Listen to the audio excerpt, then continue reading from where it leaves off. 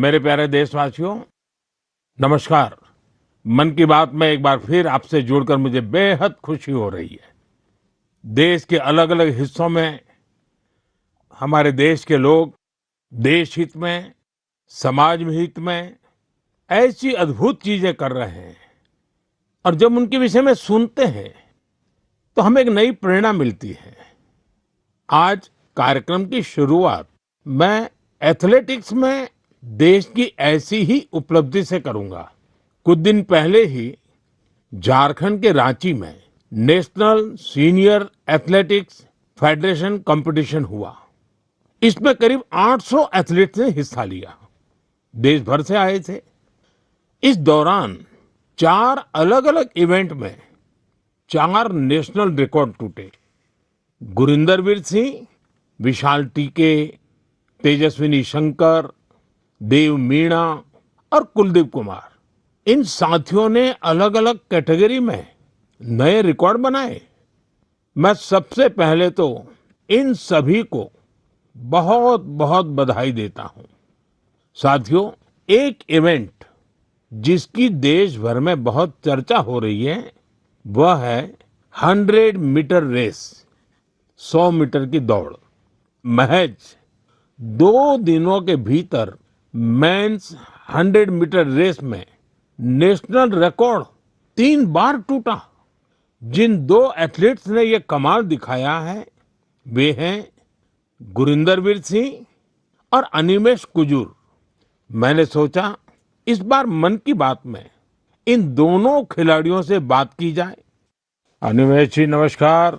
गुरिंदर वीर आपको भी नमस्कार, सत श्री अकाल। नमस्कार सर। नमस्कार। नमस्कार सर।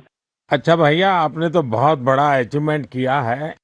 आपकी जोड़ी ने भी बड़ा कमाल किया है। हमने संगीत में तो जुगलबंदी देखी थी, लेकिन चुनौती में जुगलबंदी होती है कि एक बार एक चुनौती दे, फिर दूसरा उस चुनौती को उठा ले, फिर तीसरी बार कर ले। बड़ा इंटरेस्टिंग विषय रहा है आपका। मैं चाहता हूं कि मन की बात के श्रोताओं को पता चले कि आप लोग के विषय में उनको जानकारी हो, आपने जो पराक्रम किया है उसका पता चले। नमस्ते सर, मेरा नाम अनिमेष कुजूर है। मैं 200 मीटर और 4x100 मीटर का नेशनल रिकॉर्ड होल्डर हूँ एंड मैं छत्तीसगढ़ से बिलोंग करता हूँ सर। एंड अभी मैं उड़ीसा से खेलता हूँ।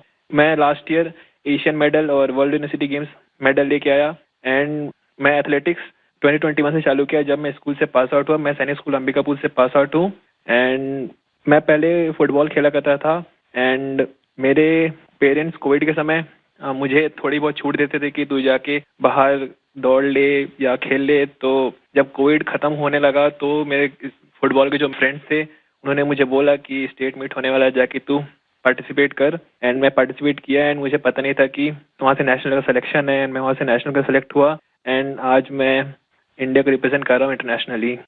और गुरिंदर वीर जी का क्या है?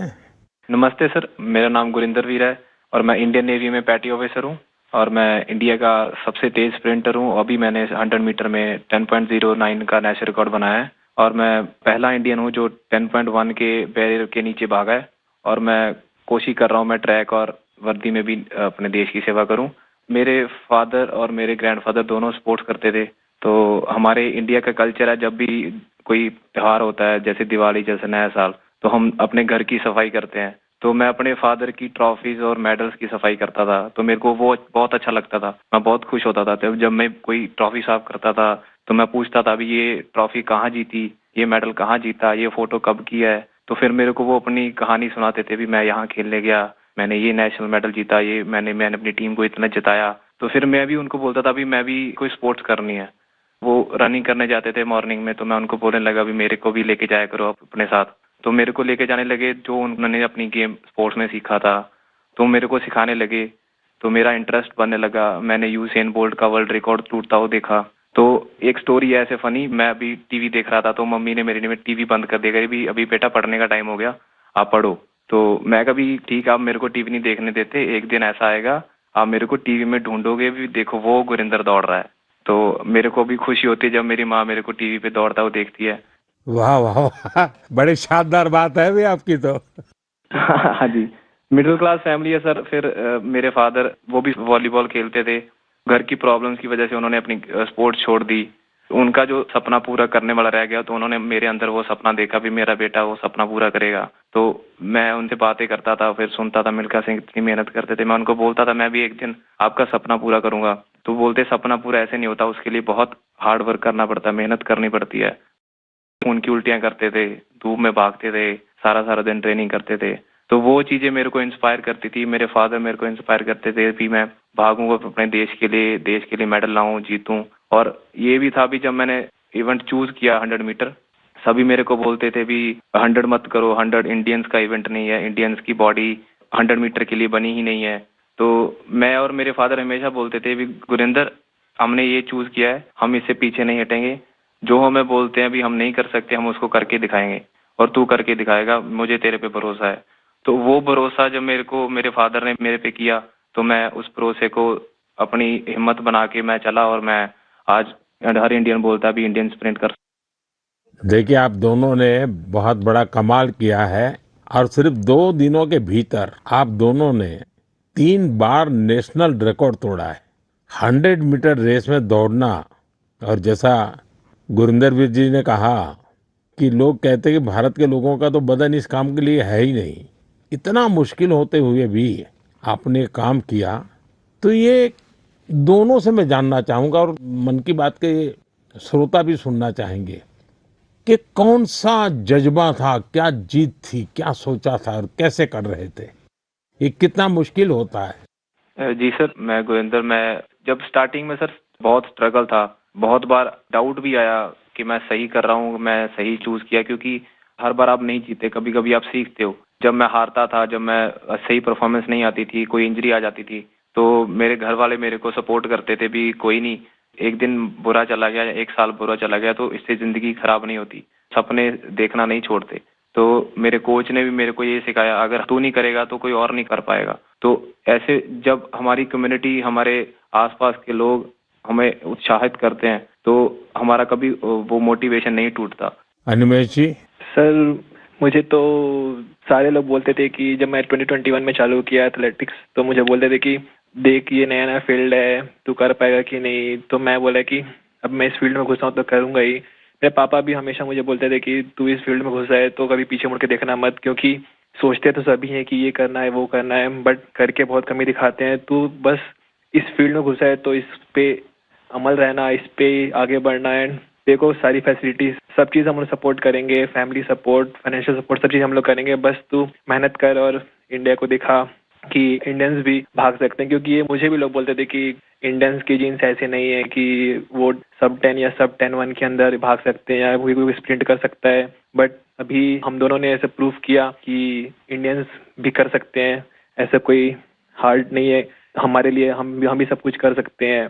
तो सर ये सारी चीज़ें मुझे बहुत मोटिवेट करती है। एंड जैसे जैसे हम ट्रेनिंग कर रहे हैं, हम और टाइमिंग तोड़ रहे हैं अपना, एंड बाकी इंडियंस को भी ये चीज़ दिख रहा है कि इंडियंस भी कर सकते हैं, एंड हम और करेंगे सर अभी। एंड अभी हम दोनों का सिलेक्शन कॉमनवेल्थ गेम्स के लिए भी हुआ है, तो वहाँ अपकमिंग कंपटीशन में हम और अच्छा परफॉर्म करेंगे।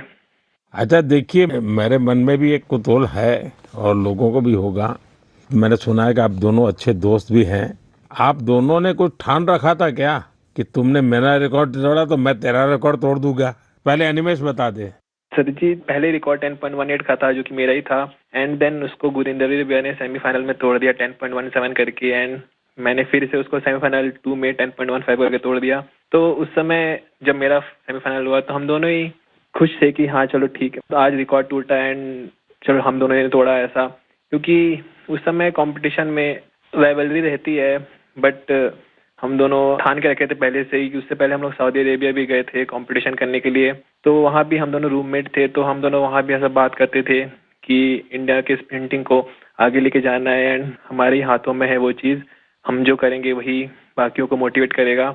गुरिंदर वीर क्या कहना चाहेंगे? हम दोनों ने डिसाइड किया था भी हम दोनों अच्छा भागेंगे। तो कभी भी सर एक दूसरे को जरूरत होती है तो एक दूसरे के साथ खड़े होते हैं। जैसे अभी रिकॉर्ड करने से पहले जब मैंने रिकॉर्ड किया, फिर अनिमेश ने किया, तो जब हम वार्म अप कर रहे थे तो मैं अनिमेश को बता रहा था, भी अनिमेश वो ब्लॉक सही है, उस पे जाके बैठ, वहां पे स्ट्राइड कर ले, हम वार्म अप यहाँ पे करेंगे, यहाँ पे वार्म अप सही होगा। तो एक दूसरे की हेल्प करते हैं, एक दूसरे की हेल्प करते हैं जब, तो दूसरा भी इम्प्रूव करता है, हम भी इम्प्रूव करते हैं। तो दोस्ती भी चाहिए सर, बट जब हम ग्राउंड के बाहर हैं, कंपटीशन के बाहर हैं तो हम दोस्त हैं, बट जब हम ग्राउंड में चले जाते हैं तो एक दूसरे के कॉम्पिटिटर हो जाते हैं। तो ये होता भी मैं इससे फास्ट भागूंगा, मैं इससे फास्ट भागूंगा। देखिए, आप लोगों ने जो स्पर्धा की है ना, वो देश का मान बढ़ाने के लिए की है, देश को भविष्य में इस जगह पे पहुंचाने के लिए की है और एक पॉजिटिव स्पिरिट से की है। और मैं मानता हूं कि आपका ये जो स्पोर्ट्समैन स्पिरिट है, खेलना भी है, एक दूसरे को चुनौती भी देना है और फिर आगे निकलने के लिए प्रयास करना है और फिर आगे जाने के लिए एक दूसरे की मदद करना है। ये अद्भुत काम किया है आप लोगों ने। मेरी तरफ से आपको बहुत बहुत बधाई, मेरी बहुत बहुत शुभकामनाएं और आप देश का नाम भी रोशन करेंगे, मुझे पूरा विश्वास है। आप ऐसे ही मेहनत करते रहिए, बहुत प्रगति होगी। बहुत बहुत शुभकामनाएं मेरी। शुक्रिया सर, शुक्रिया आपका सर। बहुत बहुत धन्यवाद। मेरे प्यारे देशवासियों, इस समय देश के ज्यादातर हिस्सों में बहुत गर्मी पड़ रही है। तेज धूप, गर्म हवाएं, ऐसे मौसम में अपना ध्यान रखना बहुत जरूरी है। पानी पीते रहिए। धूप में अगर निकलना ही पड़े तो थोड़ा संभल कर निकले। इस दिशा में सरकार की भिन्न भिन्न डिपार्टमेंट्स ने जो गाइडलाइंस जारी की है वो भी भूलिएगा नहीं। साथियों, हमारे यहाँ गर्मी से लड़ने का तरीका कई बार रसोई में भी मिलता है। आपने भी देखा होगा, जैसे जैसे गर्मी बढ़ती है वैसे वैसे घर की रसोई का स्वाद बदल जाता है, रसोई का प्रकार बदल जाता है। कहीं मटके का पानी निकल आता है, कहीं दही जमने लगता है, तो कहीं कच्चे आम उबलने लगते हैं और फिर शुरू होता है देसी पेय का दौर। देसी पेय से आप भी परिचित हैं। अगर आप उत्तर भारत में जाएंगे तो काफी जगह आपको मिलेगा आम पन्ना, कच्चे आम का स्वाद और गर्मी से राहत भी। पंजाब हरियाणा जाइए तो लस्सी मिल जाएगी, बड़े गिलास वाली लस्सी। राजस्थान और गुजरात में छाछ जैसे हर खाने की साथी बन जाती है। और बिहार, झारखंड, पूर्वी उत्तर प्रदेश में सत्तू का शरबत, उसकी तो बात ही क्या है। पेट भी भरे, ताकत भी दे। कोंकण और गोवा में कोकम शरबत, सोल कढ़ी, दक्षिण भारत में पानकम, नीरमोर, संबारम और ओडिशा में बेलपना। वो सिर्फ पेय नहीं, भारत के अलग अलग क्षेत्रों की परंपरा का हिस्सा है और इसमें एक भारत श्रेष्ठ भारत की भावना की झलक भी मिलती है। और एक बात जरूर ध्यान रखिएगा, इनमें से ज्यादातर चीजें हमारी अपनी रसोई से निकली है, हमारे खेत खलिहान से निकली है। कोई बड़ी ब्रांडिंग नहीं है, लेकिन पीढ़ियों का अनुभव उनमें समाया हुआ है। आप भी गर्मी के दौरान देसी पेयजलों का खूब आनंद लीजिए। साथियों, गर्मी आते ही एक और चर्चा हर घर में शुरू हो जाती है और वो है आम। आम आम चर्चा का विषय होता है। भारत में शायद ही कोई घर होगा जहां गर्मियों में आम की न होती हो। हर इलाके का अपना आम, अपना स्वाद, अपनी खुशबू। महाराष्ट्र और कोंकण का हापुस, अल्फांसो, गुजरात का केसर, यह तो आमरस की जान है। उत्तर प्रदेश का दशहरी और मेरी काशी का लंगड़ा। वैसे लंगड़ा आम की एक खास बात होती है, पकने के बाद भी उसका रंग कई बार हरा ही रहता है। बिहार का जर्दालू, जिसकी खुशबू दूर से पहचान में आ जाए। चौसा, मालदा, हर नाम के साथ लोगों की यादें जुड़ी हुई हैं। दक्षिण भारत जाइए तो बंगनपल्ली, तोतापुरी, नीलम, मलगोवा, बंगाल का हिमसागर, उड़ीसा और आंध्र प्रदेश का सुवर्ण रेखा, यानी जगह बदलती है, आम का रूप, रंग और उसका स्वाद भी बदल जाता है। और साथियों, आम की ये यात्रा अब गांव से ग्लोबल मार्केट तक भी पहुंच रही है। आज मन की बात के माध्यम से मैं आम की पैदावार से जुड़े अपने किसान भाई बहनों की प्रशंसा करूंगा। आप देश की कृषि अर्थव्यवस्था के लिए आम किसान नहीं, बहुत विशेष हैं। ऐसे ही छाए रहिए। साथियों, गर्मी के इन दिनों में ऐसे तो स्कूलों की छुट्टियां होती हैं, लेकिन मैं एक ऐसे क्लास की बात करूंगा जिसमें आपका एडमिशन करने का मन कर जाएगा। साथियों, एक स्थिति की कल्पना कीजिए, एक ऐसा स्कूल जहां बच्चे भी आते हो, युवा भी और बुजुर्ग भी, जहां कोई फीस ना हो, कोई बड़ी बिल्डिंग ना हो, कोई क्लासरूम भी ना हो, और सबसे रोचक बात, वहां क्लास नदी में लगती हो। साथियों, ये कोई कहानी नहीं है, ये एक सच्चा प्रयास है। केरलम के आलुवा में साजी वलाशेरिल जी ऐसा ही एक स्विमिंग क्लब चला रहे हैं। अब तक 15,000 से ज्यादा लोग यहाँ तैरना सीख चुके हैं। साजी जी ने दिव्यांग बच्चों को भी स्विमिंग सिखाई है। इस प्रयास के पीछे एक पीड़ा भी छिपी है। कुछ वर्ष पहले एक नौका हादसे में कई छात्रों की मृत्यु हो गई थी। उस घटना ने साजी जी को भीतर तक झकझोर दिया। उन्होंने सोचा, अगर बच्चों को तैरना आता होता तो शायद कई जानें बच जाती। बस यहीं से शुरू हुआ उनका ये अभियान। साथियों, साजी वलाशेरिल जी का जीवन हमें एक बहुत बड़ी सीख देता है। सेवा करने के लिए बहुत बड़े साधन जरूरी नहीं होते, जरूरी होता है एक अच्छा इरादा और लगातार किया गया प्रयास। इन्हीं के दम पर हजारों लोगों के जीवन में बदलाव लाया जा सकता है। मेरे प्यारे देशवासियों, बीते दिनों मुझे यूरोप के नीदरलैंड जाने का अवसर मिला। वहां मैं कई मीटिंग में शामिल हुआ। इसी दौरान एक ऐसा क्षण आया जिसने हर भारतीय को गर्व से भर दिया। नीदरलैंड्स में आयोजित एक विशेष समारोह में चोला काल की प्राचीन ताम्र पट्टिकाएं भारत को वापस सौंपी गई। उस कार्यक्रम में नीदरलैंड्स के प्रधानमंत्री भी मौजूद थे। इन ताम्र पट्टिकाओं को लेकर मुझे देश विदेश से लगातार संदेश मिल रहे हैं। लोग खुशी जता रहे हैं, गर्व व्यक्त कर रहे हैं। दुनिया भर के तमिल समुदाय में भी इसे लेकर विशेष उत्साह है। साथियों, इन ताम्र पट्टिकाओं को लेकर लोगों में काफी जिज्ञासा भी है। इसलिए आज मैं इससे जुड़ी कुछ बातें आपसे साझा करना चाहता हूं। इनमें 21 बड़ी और 3 छोटी ताम्र पट्टिकाएं हैं। ये मुख्य रूप से राजा राजेंद्र चोला प्रथम द्वारा अपने पिता राजा राजा चोला के एक वचन को पूरा करने से जुड़ी है। इनमें आनाई मंगलम गांव को एक बौद्ध विहार को दान देने का उल्लेख है। इन ताम्र पट्टिकाओं में चोला वंश की उपलब्धियों का भी वर्णन मिलता है। इनसे पता चलता है कि चोला साम्राज्य की समुद्री शक्ति कितनी मजबूत थी। दक्षिण पूर्व एशिया के देशों के साथ उनके संबंधों की जानकारी भी इनमें मिलती है। चोला साम्राज्य के समृद्ध इतिहास और संस्कृति पर हम सभी को बहुत गर्व है। साथियों, हमारी सरकार भारत की ऐसी अमूल्य धरोहरों के संरक्षण के लिए लगातार प्रयास कर रही है।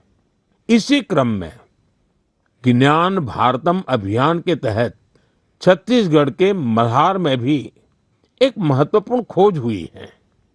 यहाँ 3 दुर्लभ ताम्र पट्टिकाएं मिली हैं। ये पांडुवंशी राजवंश के महर्षि बालार्जुन के शासनकाल से जुड़ी मानी जा रही है। विशेषज्ञ मानते हैं कि इंस्क्रिप्शंस 6ठी 7वीं सदी के हैं, यानी 1400-1500 साल पुराने। ये ताम्र पट्टिकाएं प्राचीन ब्राह्मी लिपि और पाली भाषा में लिखी गई है। इनसे उस समय की शासन व्यवस्था, धर्म और संस्कृति के बारे में महत्वपूर्ण जानकारी मिलती है। साथियों, हम भारतीयों में खगोल विज्ञान यानी एस्ट्रोनॉमी को लेकर हमेशा विशेष आकर्षण रहा है। हमारे देश में आज भी सदियों पुरानी ऑब्जर्वेटरीज मौजूद है। यहाँ अद्भुत मैथमेटिकल डिस्कवरीज हुई है। नेविगेशन हो, पंचांग हो या हमारे पर्व त्योहार, इन सब का संबंध आकाश और तारों से रहा है। हमारे यहाँ एस्ट्रोनॉमी ने हर पीढ़ी में कौतूहल जगाया है, उसे एक्सप्लोरेशन के लिए प्रेरित किया है और आज के युवाओं में भी इसे लेकर काफी उत्साह दिखाई देता है। आजकल आप भी देखते होंगे, देश भर में एस्ट्रोनॉमी क्लब्स तेजी से लोकप्रिय हो रहे हैं। बड़े शहरों से लेकर छोटे कस्बों तक, स्कूलों से लेकर पार्कों तक इनकी गतिविधियां दिखाई देती हैं। मुझे बेंगलोर एस्ट्रोनॉमिकल सोसाइटी के बारे में जानकारी मिली। यहाँ ऑब्जर्वेशनल सेशंस आयोजित किए जाते हैं। इस संस्था ने ग्रामीण क्षेत्रों में एस्ट्रोनॉमी को लोकप्रिय बनाने का मिशन भी शुरू किया है। खगोल मंडल नाम की टीम ने 30 घंटे का एक बहुत इनोवेटिव कोर्स शुरू किया है। साथियों, रात में तारों को निहारना अपने आप में अद्भुत अनुभव होता है। एस्ट्रो केरला नाम की एक संस्था नाइट ऑब्जर्वेशन कैंप और वर्कशॉप आयोजित करती है। यहाँ युवा साथी टेलीस्कोप बनाना और स्टार मैप्स का इस्तेमाल करना सीखते हैं। राजकोट के बिग बैंग एस्ट्रोनॉमी क्लब ने गिर के जंगलों से लेकर कच्छ के रण तक अनेक एस्ट्रोनॉमी इवेंट्स आयोजित किए हैं। ज्योतिर्विद्या परिसंस्था भी एस्ट्रोनॉमी के सबसे पुराने संस्थानों में से एक है। यहाँ ऑब्जर्वेशनल फैसिलिटीज के साथ साथ बुक्स, लाइब्रेरी और टेलीस्कोप लाइब्रेरी की सुविधा भी है। मैं आईसेक का भी जिक्र करना चाहूंगा। यह एक student led nationwide network है जो एस्ट्रोनॉमी और एस्ट्रोफिजिक्स क्लब को आपस में जोड़ता है। साथियों, अपनी हॉबी के लिए समय निकालना और लगातार कुछ नया सीखते रहना बहुत जरूरी है। मैं युवाओं से आग्रह करूंगा कि वे किसी एस्ट्रोनॉमी क्लब से जरूर जुड़े और इन छुट्टियों में किसी प्लेनेटेरियम को भी जरूर देखने जाएं। साथियों, मन की बात कार्यक्रम को जो लोग टीवी पर देख रहे हैं, मैं उनसे कहूंगा एक वीडियो जरूर देखिएगा। ये वीडियो पिछले दिनों बहुत चर्चा में रहा। इसमें कुछ लोग बहुत धैर्य से, बहुत सावधानी से एक गंगा डॉल्फिन को बचाने की कोशिश कर रहे हैं। आपको ये जानकर आश्चर्य होगा, इस पूरे प्रयास में करीब 13 घंटे लगे और आखिरकार वो डॉल्फिन बच गई। साथियों, इसमें बहुत बड़ी भूमिका रही भारत की पहली गंगा डॉल्फिन रेस्क्यू एम्बुलेंस की। ये घटना उत्तर प्रदेश की है। वहां एक गंगा डॉल्फिन नहर में फंस गई थी।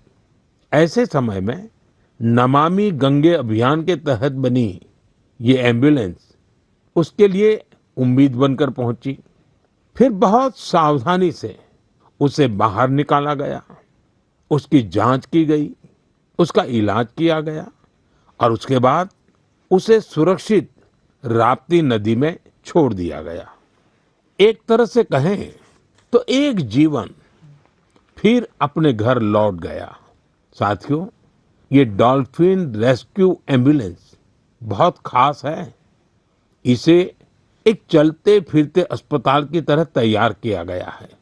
इसमें डॉल्फिन को सुरक्षित रखने की व्यवस्था है, ऑक्सीजन की सुविधा है, विशेष स्ट्रेचर है, बचाव के उपकरण है।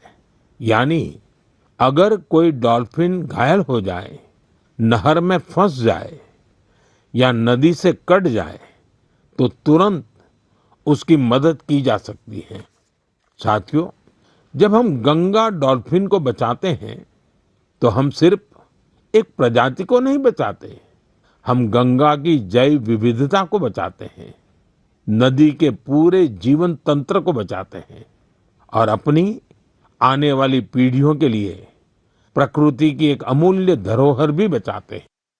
मेरे प्यारे देशवासियों, आप में से बहुत लोगों की नदी, तालाब और कुएं के पानी से जुड़ी यादें जरूर होगी। किसी को तालाब में तैरना याद होगा, किसी को दोस्तों के साथ तालाब किनारे खेलना, किसी को उस मिट्टी की खुशबू याद होगी। बचपन की ऐसी यादें जीवन भर मन में बसी रहती हैं।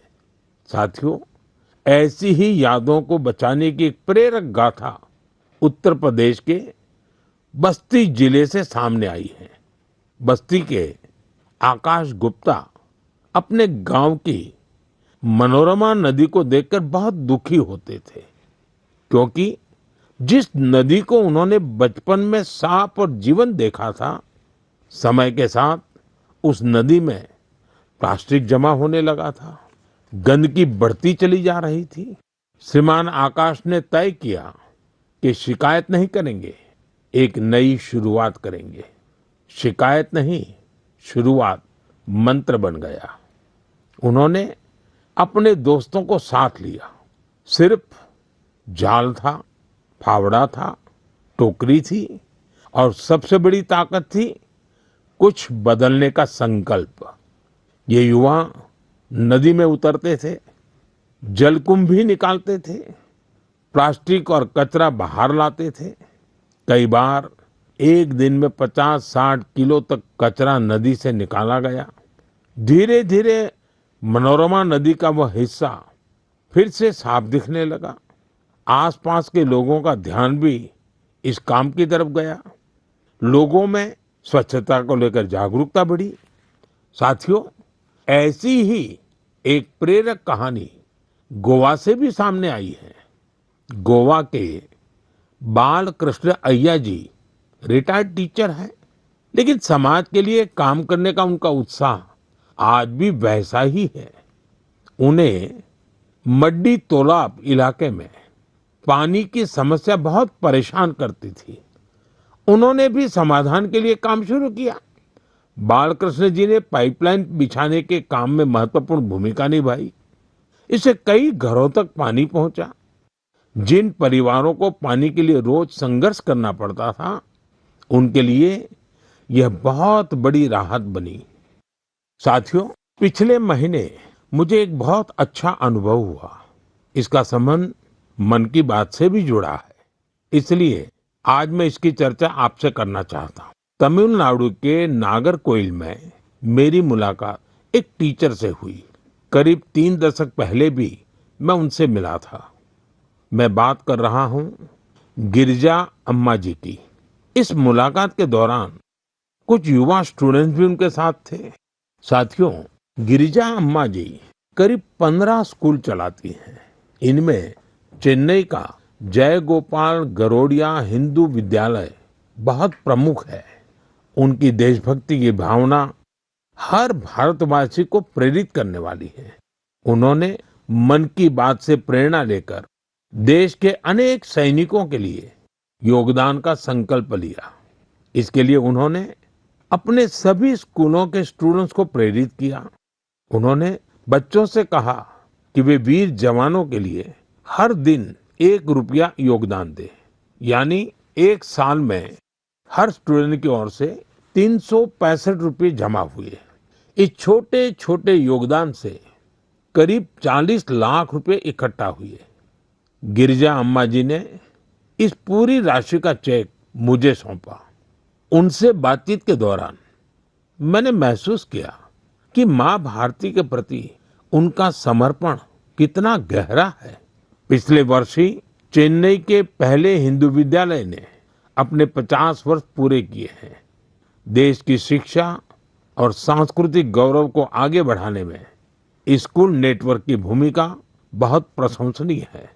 मैं इससे जुड़े सभी लोगों को बहुत बहुत बधाई देता हूँ और उन स्टूडेंट्स की भी विशेष सराहना करता हूं जिन्होंने अपने वीर सैनिकों के लिए योगदान दिया। साथियों, भारत के हर गांव में, हर शहर में कुछ न कुछ ऐसा हो रहा है जो हमें प्रेरणा देता है। कई बार इन प्रयासों की ज्यादा चर्चा नहीं होती, लेकिन जब हम इन्हें जानते हैं तो ये विश्वास और मजबूत होता है कि देश अपने लोगों की शक्ति से आगे बढ़ रहा है। मेरा आपसे आग्रह है, अपने आसपास के ऐसे प्रयासों को जरूर देखिए। जो लोग समाज के लिए अच्छा काम कर रहे हैं, उन्हें पहचानिए, उनकी सराहना कीजिए, उनसे सीखिए और हो सके तो खुद भी किसी अच्छे काम से जुड़िए। अगले महीने मन की बात में कुछ और प्रेरक गाथाओं के साथ मैं फिर आपसे जुड़ूंगा। बहुत बहुत धन्यवाद। नमस्कार।